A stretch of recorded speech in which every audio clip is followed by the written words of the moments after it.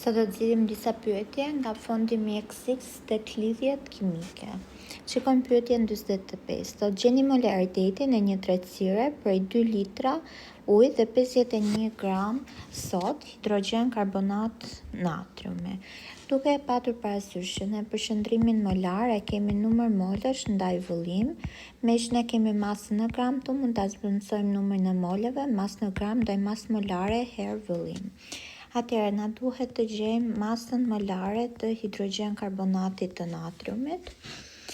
Zëvendësojmë tu 51 gram ndaj 84 gram për mol herë 2 litra. Dhe gjejmë përshëndrimin molar.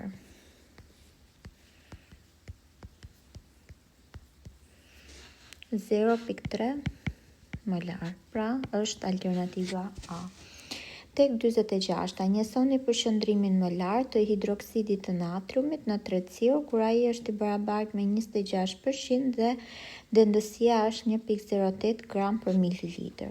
Atëherë ne kemi marrë formulën që përshëndrimi molar është i barabartë me përshëndrimin në përqindje herë densitetin herë 1000 pjesëtuar për masën molare. Gjejmë përshëndrimin molar. Përshëndrimin në përqindje kemi të dhënë 26% herë densitësia 1.08 gram për mililitër herë 1000 pjesëtuar për masën molare 40 gram për mol.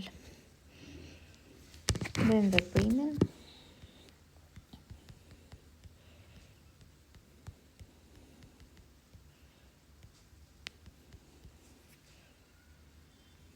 (7 mol për litër) del përgjigja.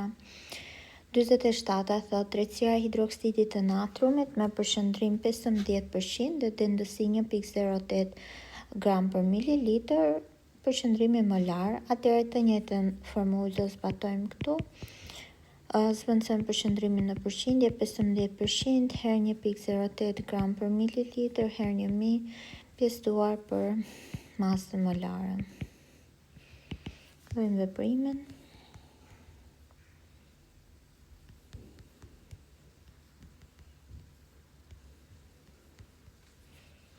(4 molare). Atëherë na del alternativa D.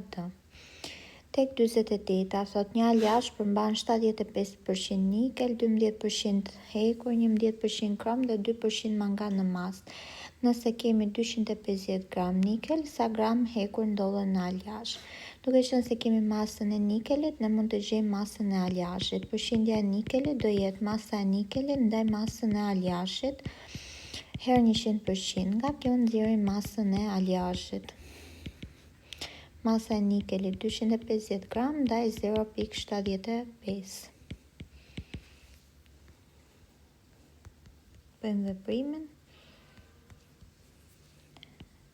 Del 333.33 gram. Atëherë ne na duhet masa e hekurit. Masa e hekurit do jetë 12% e masës së aljashit që është 333.33.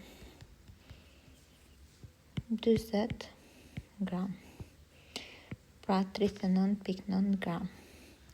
49. Tretësira e një substance me përshëndrim 8.75% e ka dendësi 1.08 gram për mililitër dhe përshëndrimin 1.8 molar.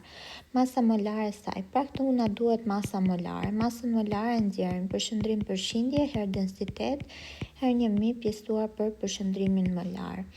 Atëherë 8.75% herë 1.08 herë 1000 pjesëtuar me 1.8. Gjej masën molare.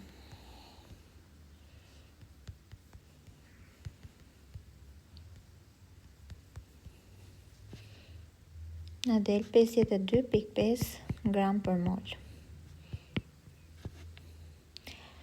Shikojmë tek 50, klorur hekuri 3 valent prodhohet nga veprimi i 5.6 gram hekur me 7.1 gram klor. Sasia në gram e klorurit të hekurit. Bëjmë barazimin e reaksionit fillimisht. Atëherë përderisa kemi 3 klor, vendosim një dysh para klorurit hekurit, një dysh para hekurit dhe një tresh para klorit. Na është dhënë masa e hekurit 5.6 gram dhe masa e klorit 7.1 gram. Gjejmë numrin e moleve në mënyrë që të gjejmë substancën kufizuese. Atëherë 5.6 gram ndaj 56 gram për mol, 0.1 mol. Për klorin 7.1 ndaj 71, 0.1 mol. Që gjejmë substancën kufizuese, pjesoj me koeficientët stekiometrik, hekurin me 2 edhe klorin me 3 dhe kuptojmë që klori është substanca kufizuese. Duke qenë se është substanca kufizuese, me këtë do bëjmë raportin 3 mol klor, 2 mol klorur hekuri. Atëherë ne kemi 0.1 mol klor, x2, gjejmë numrin e moleve të klorurit të hekurit, 0.1 herë 2 pjesëtim për 3. 0.0667 mol. Gjejmë masën tani, numër molesh herë masën molare. Gjejmë masën molare të klorurit të hekurit.